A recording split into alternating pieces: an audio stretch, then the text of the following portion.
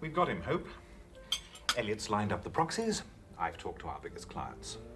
They're all as fed up with Miles as we are. So you're going to force Miles out of the agency he created, that he built up from nothing? He's changed. His methods are manipulative and unproductive. It's like working for Mussolini. But Miles gave you a job when we were starving. Do you think I don't know that? The thought of it haunts me every minute of the day. Only it's him or me. Well, I don't think it's Miles that's changed.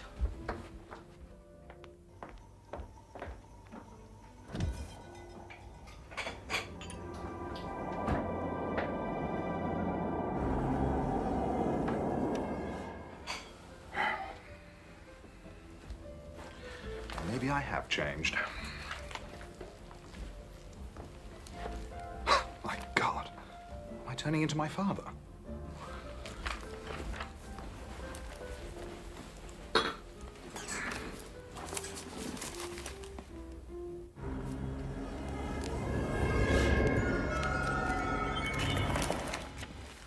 With his head.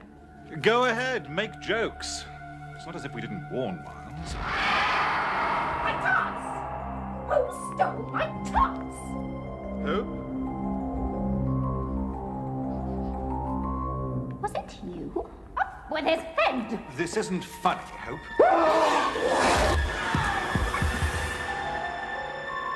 Tarts!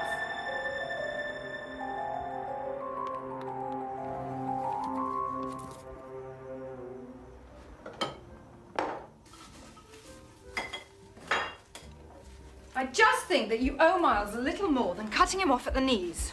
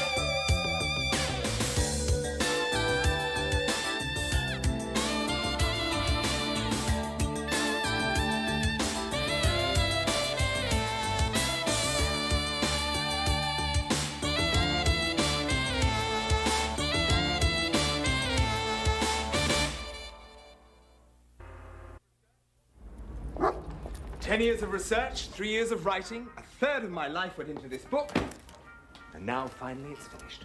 I'm sure it'll be worth every minute you spent on it. I'll say, this is my ticket to tenure.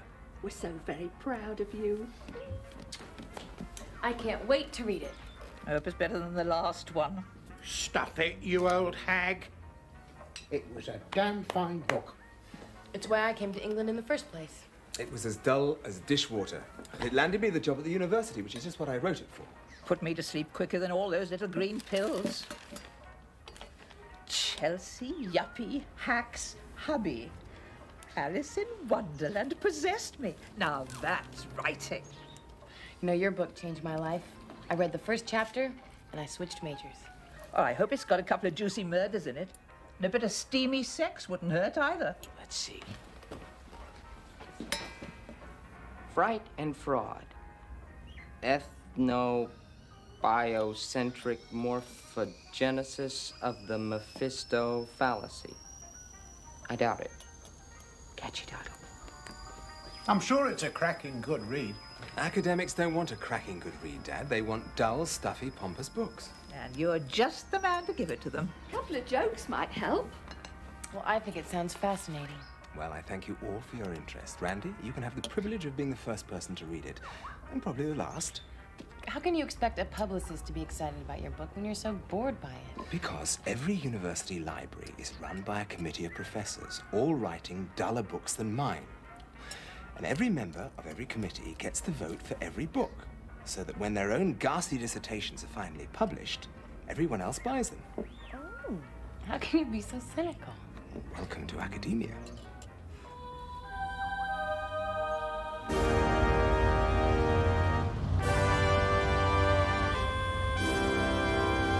What do you mean it won't sell? It's a doorstop, a lead weight, commercial suicide pill. This book fills a vacuum in the field. It exposes the mythological foundations. Snooze. It's exactly what you publish. Published. This is what we publish now. We want scorching. We want commercial. Like this. Slob Dog is phenomenal. It's going to be a major publishing event. Cuts across all demographic lines. Kids cuddle him. Adults think he's a riot. Oh. What about Trident Publishing's 50-year commitment to academic publications? Bankrupt, right along with the rest of the division, which is why it's been acquired for peanuts by Triax Multi-Products International. But I have a contract.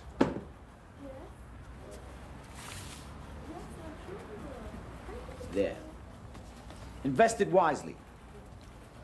I recommend Triax stock. Surely someone appreciates the need for academic books. The need to educate as well as entertain. Some guy, Gans's Antiquarian Books, sent that to Dave McDonald, the new president of the company. When he saw it wasn't porno, he tossed it in the trash. I dug it out because I thought it would look classy on my desk. This money is meaningless to me. I want to educate, to illuminate, to explore the boundaries of my field. My career is riding on this.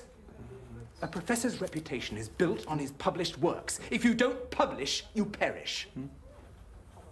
All right, I'll make you a deal. But you gotta meet me halfway. Now, this mythological stuff, what it comes down to is monsters, ghosts, blood, and gore, right? If you look at it superficially, yes, but... Look at it commercially, which is how you better start looking at things if you want to get published. Now, horror is hot, hot, hot. Stephen King, literary giant. Appeal to that crowd, you got a winner. Now, give me lots of blood, lots of italics, some sizzle. Juicy murders, steamy sex, a couple of jokes. You got it. Jazz it up. I knew you'd understand. I'd change the title if I were you. Give me Goldberg and Raptor.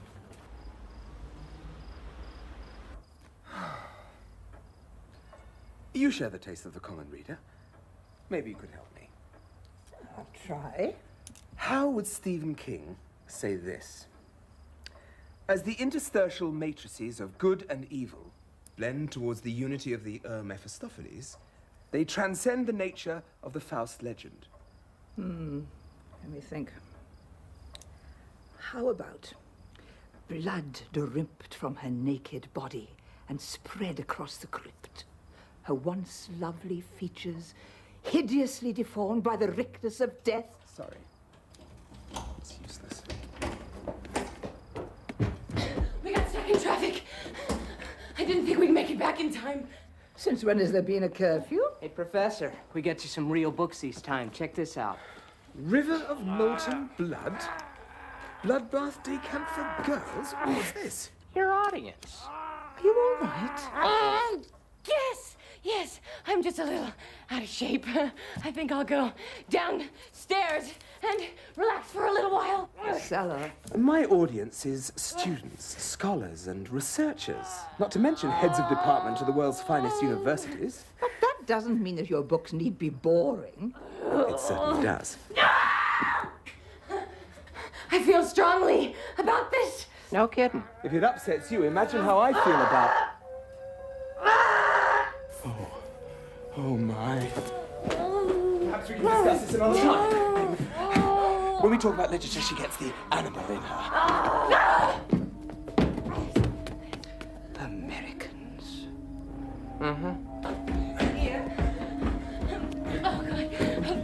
I just don't understand how to write commercially. You can do it.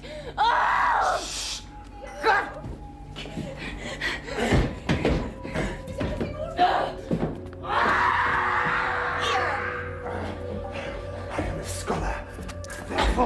write scholarly books. I can't write like Stephen King. Oh, you can. Just write about what you know. What do you think I've been doing? You've been writing about what you knew. You can't hide. You're full of fiction. And it makes any longer we both know they're real. Some of it. A lot of it. Maybe. Face what I am. Face what it means. I have. Sometimes I like it. Oh, nice. I need you on my side. Or else I could just give into it. Oh, go, go. Ah! Ah! Oh! Ah!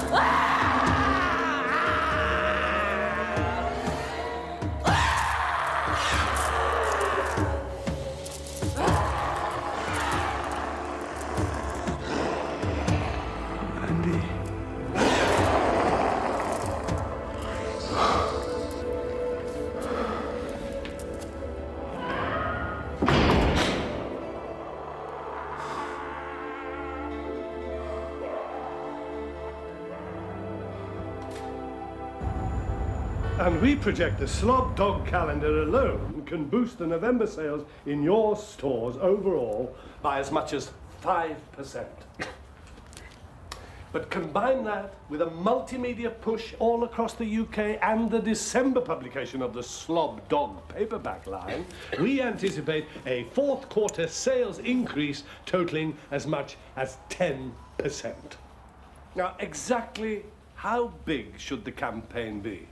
How many advertising dollars are there compared to the number of books being shipped?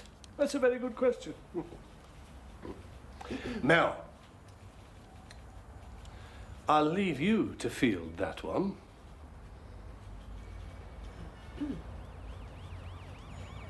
Mel?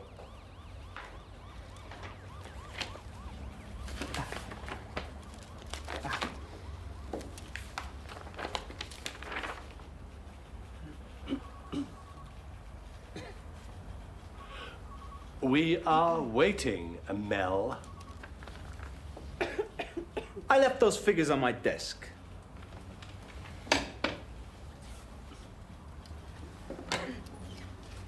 I'll only be a moment. So much for his bonus.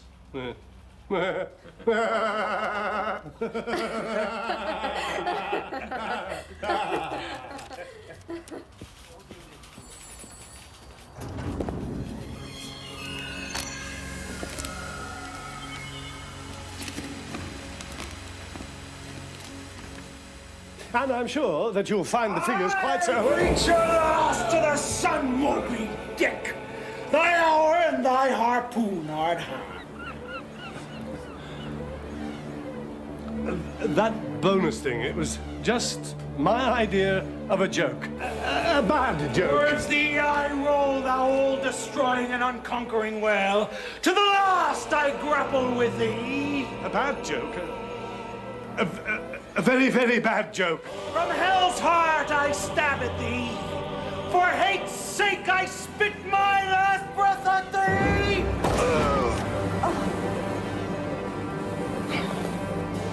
Ho, ho! From all your furthest bounds pour ye now in, ye bold billows of my whole foregone life.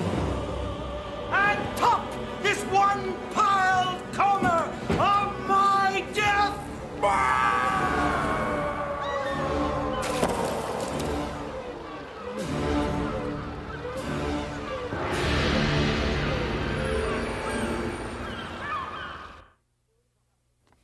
I can't believe what the world is coming to. Some nutball harpooned his boss and then leapt out of a building. Peg-leg psycho, spears boss, leaps and goes splat. How can you throw away good money on that salacious, libelous, irresponsible drivel? It's no different from that stuffy rag. This is a respectable newspaper, not like that twaddle you read. It's all the same twaddle, it's only different headlines. You should be contributing to the financial welfare of this household, not supporting rumour mongers. You guys aren't gonna believe this wacko story I just heard on the radio. Oh, shut up. What did you hear? You too. I'm sorry I brought it up. Brought what up? The booksellers watched horrified as the man dressed as a sea captain impaled the publisher with a harpoon. Then the drooling psychopathic lunatic jumped out the window, plunged, screaming to his death below. Oh, my God. Lose your appetite? Lost my publisher. I can't believe it. He seems so centered. Oh, self-centered, you mean? I don't mean to speak ill of the dead, but I worked for him for 2 years, and he never even bothered to learn my name. Is that why you cleaned out his office so fast? Publishing is a high-pressure, cutthroat business. One moment, you're an executive secretary. The next minute, you're an editor. You either bear up under the pressure or you crack, like poor, sweet Mel. Oh, I've always wanted a window office. Congratulations. There's an old saying, out of tragedy comes opportunity. Life goes on. No rest for the wicked. Exactly. Oh, I know I'll be a good editor. I thrive under pressure. I'm great with people, and I'm steeped in the classics. I've read every word Jackie Collins has ever written. Oh. One of the greats. God. They couldn't have found a better person for the job. Thank you, Professor. Someone insightful, creative, willing to take chances. A corporate rebel. A woman with a vision. You took the words right out of my mouth. Which, coincidentally, brings me to another fine book, written by myself. Make an appointment with my secretary, Miss What's-her-name, and we'll talk. Thank you so much. Oh, wait. Mel would have wanted you to have this. You're the only one around here who'd want to read it anyway. So thoughtful of you.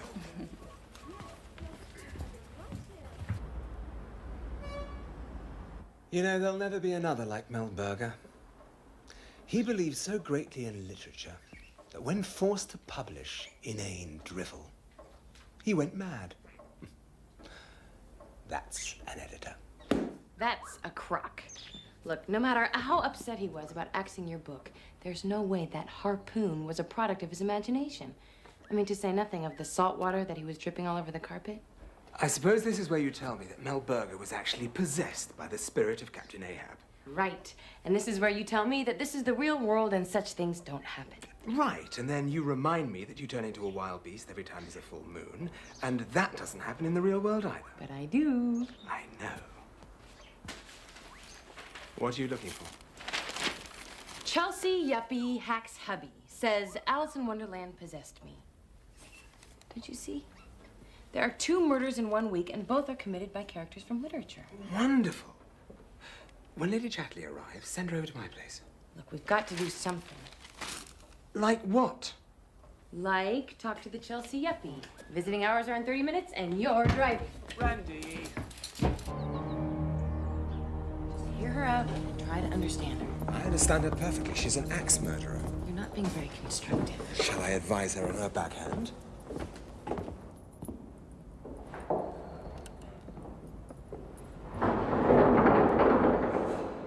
I wasn't expecting visitors.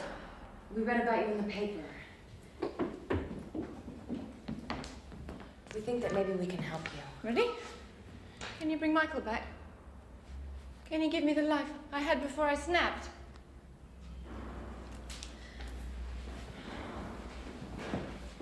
I know how you feel. How can you? 1 minute I'm normal, standing in my kitchen. And the next I'm on this vast lawn with all these weird people standing all around me. They look like playing cards. Playing cards? And we were playing golf. But instead of clubs, we were using giant birds. and they were twisting around and... You weren't playing golf, you were playing croquet, using flamingos as mallets. How could you possibly know? I've read Alice in Wonderland. Of course. Right before the Queen of Hearts discovers that the Knave of Hearts stole her tarts. And demand that he be beheaded. Surely you remember the passage. I haven't read it. The police found a copy of Alice in Wonderland in your house. By your husband's body. It was a gift from this dotty old man. I went into his bookshop looking for the new Sidney Sheldon, and he was so embarrassed that he didn't have it that he gave me this dusty old book for nothing. Do you remember the name of the shop? How could I forget it? He read about me in the paper, and he sent me this.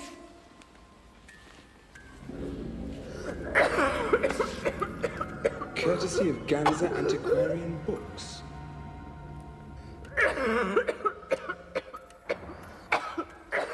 All the infirmary ones. We've got an emergency.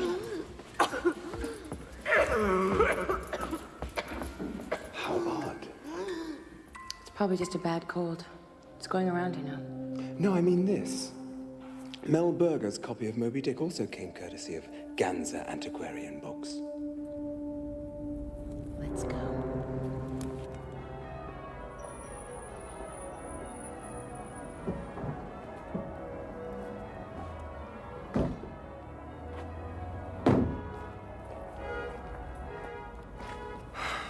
Right.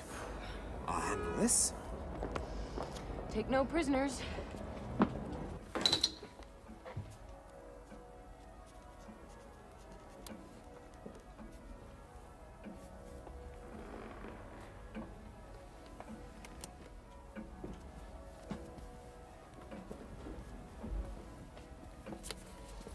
May I help you? Yes, we're looking for... A leather-bound copy of Moby Dick? Or maybe Alice in Wonderland? Browse.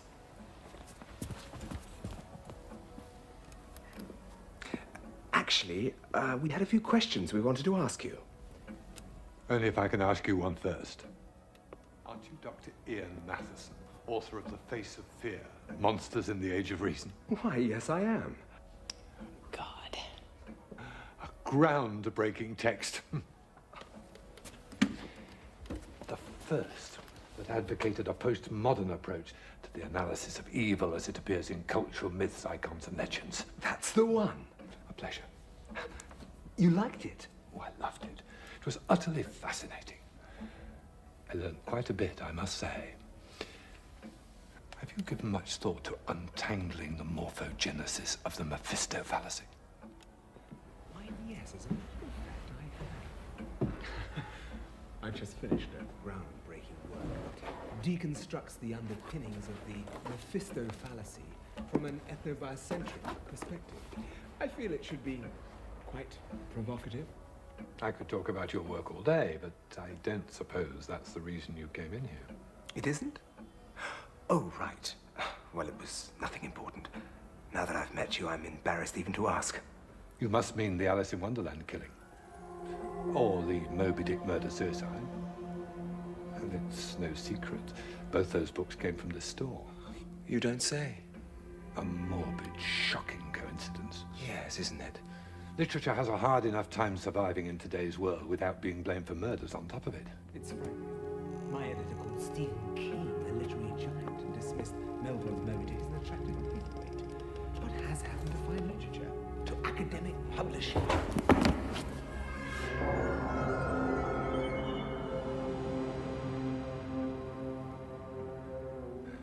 Mind you, there is a certain delicious irony in these killings.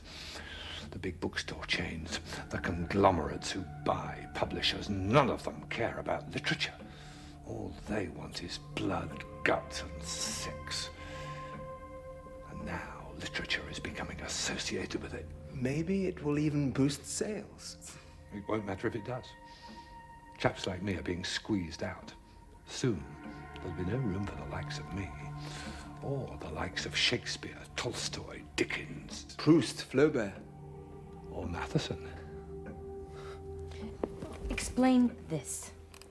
It's a book, dear. You read them. She's from Los Angeles. This book just jumped off the shelf at me. I can see what you mean.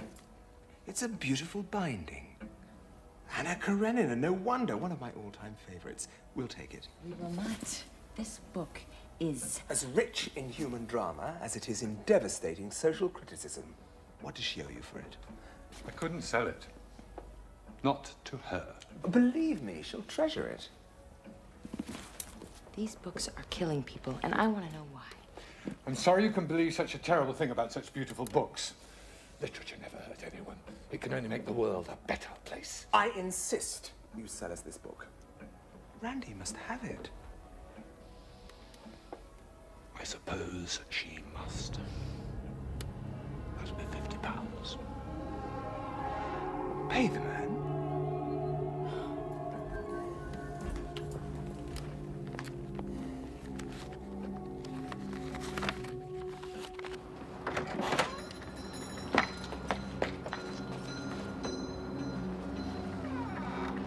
Thank you so much for your help. My pleasure, Doctor.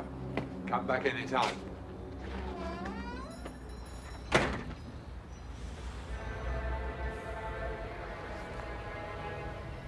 This book is haunted. Yes, it certainly looks that way. Shall you exercise it, or shall I? Go ahead, joke. But this book could kill me, you know. If you can stand my books, I'm sure you can survive classic literature. That old man is hiding something. Yes, the last refuge of classic literature in London. He should be applauded, not persecuted.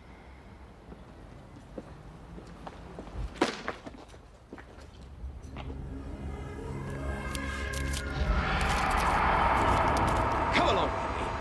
I don't want to torment you any longer. Don't you think you are exaggerating just a bit? I shall set you free! Randy. Randy, wait! Randy, wait! Who am I? An immoral woman. A millstone around your neck. Honestly, you're not that bad. Randy, wait. Where did you get that dress? Why did I not die? Grinning in shame, in disgrace. My own. Death. Death will wipe out everything.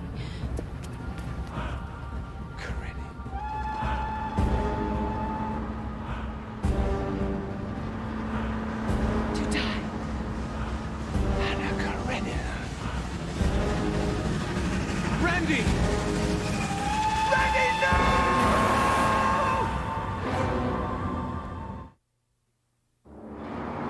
Randy? Randy!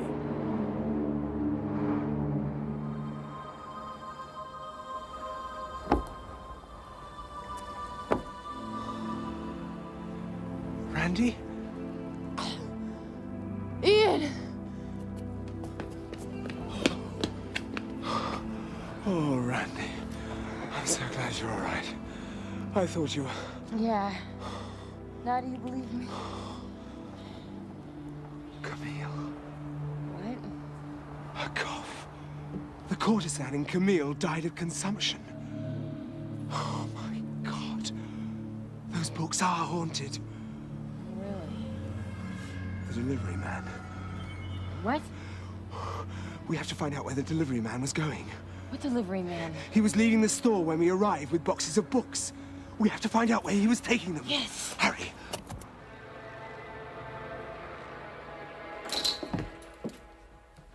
Hello? Ganza? I demand a refund. The ending of Anna Karenina just didn't blow me away. What a shame. Most people find the climax devastating. Perhaps you'd like another. I'll pass. How could you sell these haunted books to people? I thought you loved books. Love. It's more than love. I cherish literature, and I do anything I can to protect it. But how can I stand up against the multinational bookstore chains? The mass market paperbacks. Harlequin romances or movie novelizations. But your books, they weren't always haunted, were they? I was on a book hunting expedition. I stumbled across this tiny farmhouse in Scotland. The book had been in the family for generations. Curiosity piece, really. The Compendium of Alchemy. Good man. What a marvelous find. Ian? The most extraordinary example of ethnobiocentric morphogenesis. I studied it for years. I am so jealous. Ian? It's a mythologist's dream, a career. I could write a dozen books on it alone. Do you realize what an incredible find this is? Do you realize what a lunatic he is? Who knows what spells could be in it? What cures? I knew I'd find my answer in those words. And I did. I cast a spell. And now my books can protect themselves. So you sent your foul books to publishers, to customers? To the House of Commons. House of Commons? They passed the laws that allowed American conglomerates to swallow up British publishers, to trample on small booksellers under an army of franchisees. By nightfall, they will pay dearly. No, they won't. Because we're gonna stop that shipment before it gets there. I think not.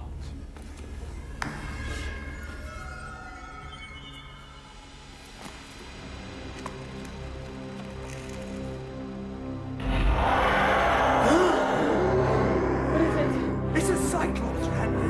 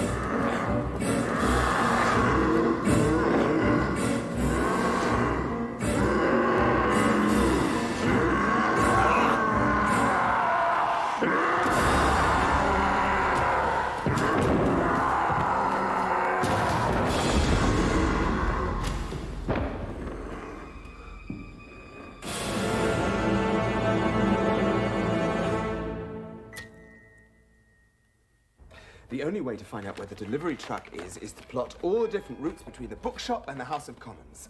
Assuming, of course, the delivery hasn't been made already. Or we could just call the delivery company and ask them. Oh, yes, right. We could just call them up and say, hello, we're trying to stop a delivery of haunted books. Could you help us? I swiped the receipt off Danza's desk. Truck number is 22. The driver's name is Hubert Phipps. Oh, Hubert Phipps. Why didn't you say so earlier? This makes the job so much easier. Obviously, you don't watch enough television. You mean he's a delivery man and a television star? I mean, all we need is a little chutzpah. You know, like Jim Rockford or Kojak. Or Lucy Ricardo. We have the truck number and we have the driver's name. So, all we need is a little imagination. Randy, this is real life. Hello, is Hubie Phipps there, please? Hubie? Yes, this is Mrs. Phipps. Assuming the delivery truck was traveling at 40 miles an hour and left the bookshop 30 minutes ago. Oh, he's on a delivery. Could you patch me into him? This isn't going to work, Randy. Now, taking into account the rush hour traffic problems. Hello, Hubie, darling. I want you so much. We're dead.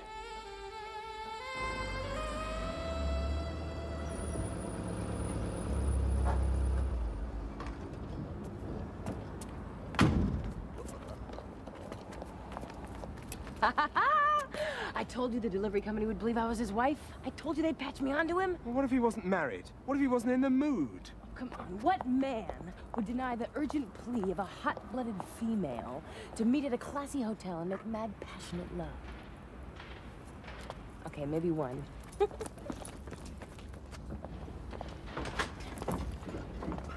Oh, no, please. No problem.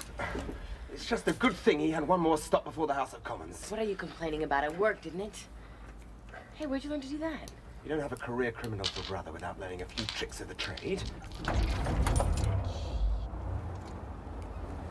Like jemmying a lock, picking a pocket, snatching a purse.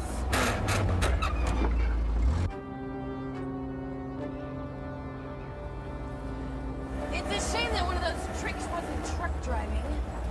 It's just a big car. I'll get the hang of it. Just get the hang of it before you wrap us around a telephone pole! First, we find the wondrous compendium of alchemy and take the curse off the bookstore. Then we take the curse off you. I'll be free, a normal woman. We can start anew. Together. Like normal people? Like it should have been to begin with? Exactly. I'd like that. You never got to know the real me.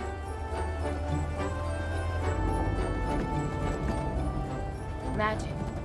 No more secret life. I won't be a savage beast. You won't have to hide me in the cellar, put me in chains, find me in the morning, hungry, sweaty, naked. Look out!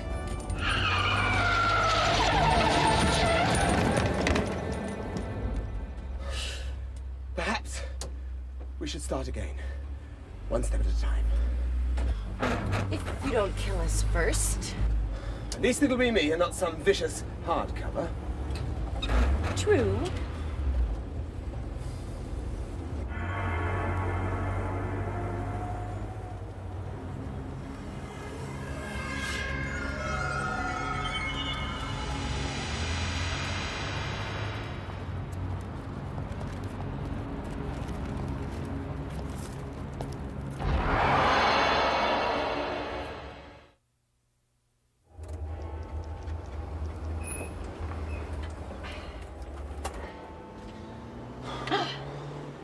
So exciting. I mean, I haven't been this apprehensive about anything since my first kiss. Exercising the book should be easy. All we have to do is find the right passage in the compendium and read it aloud. I'm not talking about that. I'm talking about getting rid of this monster that's inside me.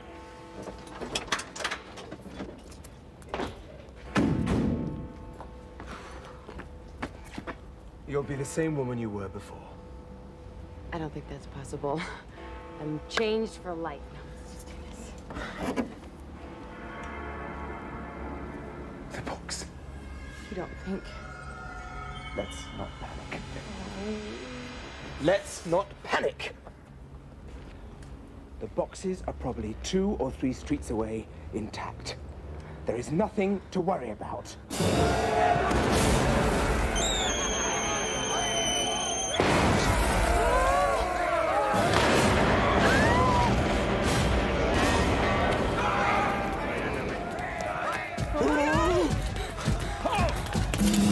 On the other hand... Oh, God!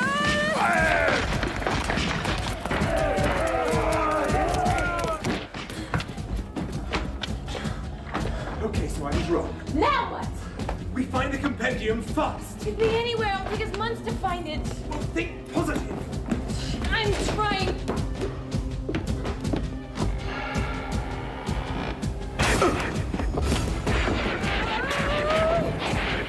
You don't make it very easy. Ah! Ian, is that you under there? Your tongue is sharp, Valverde. Surely it is not as sharp as my sword. Think. You're Ian Matheson, not Serrano de Bergerac. Defend yourself! Or die.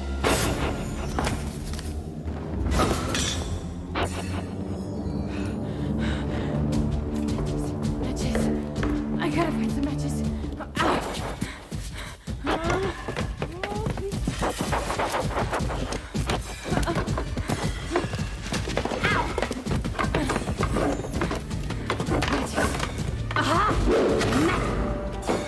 Dear Sheriff, have you lost your way? A cordial welcome to Sherwood Forest.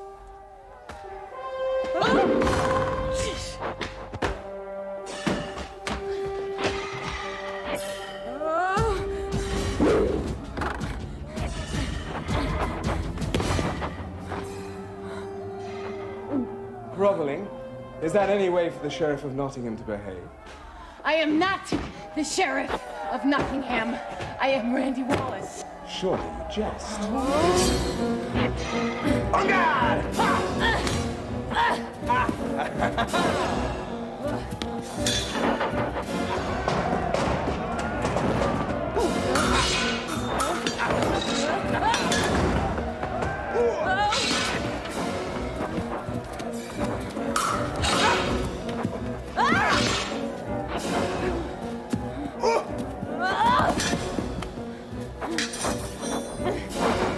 You're taking all the sport out of this, Sheriff. No, no.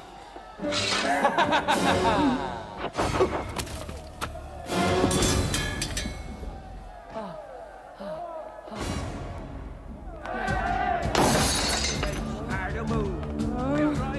God, no.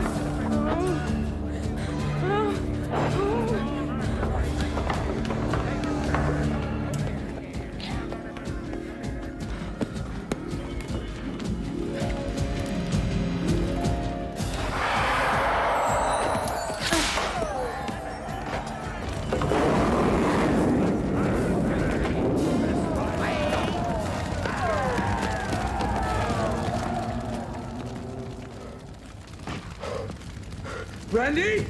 Randy! Ian? Randy! Ian? Randy! Randy! Come on, we've got to go. Oh, the compendium, we've got to find... But get the book, the place is burning down! I can't! Come on, you're gonna burn to death! No, let me go!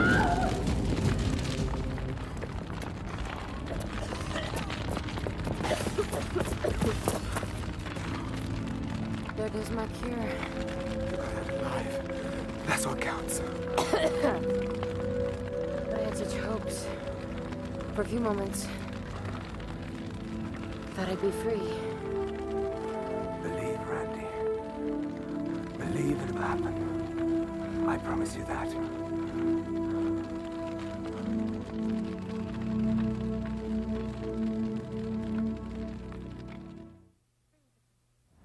But in playing with the principles of Lacan, we must deconstruct the image of Mephisto, learn to see it as a universal signifier in a hermeneutic system, rather than as a specific representation of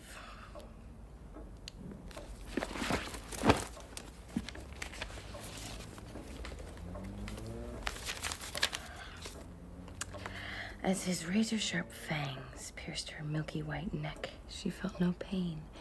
Instead, there was a warmth and then a rush of pleasure, stronger than the waves that crashed it.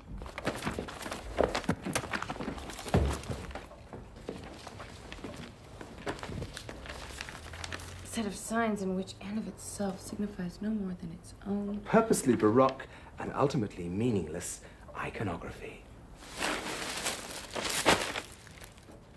I couldn't have said it better myself. Thank you. I was so wrapped up in your manuscript, I didn't hear you come in. It's a crime, it will get published. Well, you're looking at England's #1 crime stopper. The paperback should be out before Christmas, and it'll make a great little stocking filler. That's wonderful. Put away the manuscript. We have some celebrating to do. You got this much for that book? A canny publisher knows what sells. Wait a minute here. What is this, Satan's sex slaves? The story of one woman's descent into perversion? Well, the publisher agreed with us. The book needs some punching up and a new title. Us? Yes. Haven't I introduced you to my co-writer? How's this? Her pulsating breast heaved as the devil's scaly claws tore off her lacy bra. Fabulous, Aunt Elsa. We'll set the literary world on its ear. Take me now, O Lord of Darkness. Take me now, she cried. Oh, that's it. Well, if you can't beat him, join him. Woo! There you go.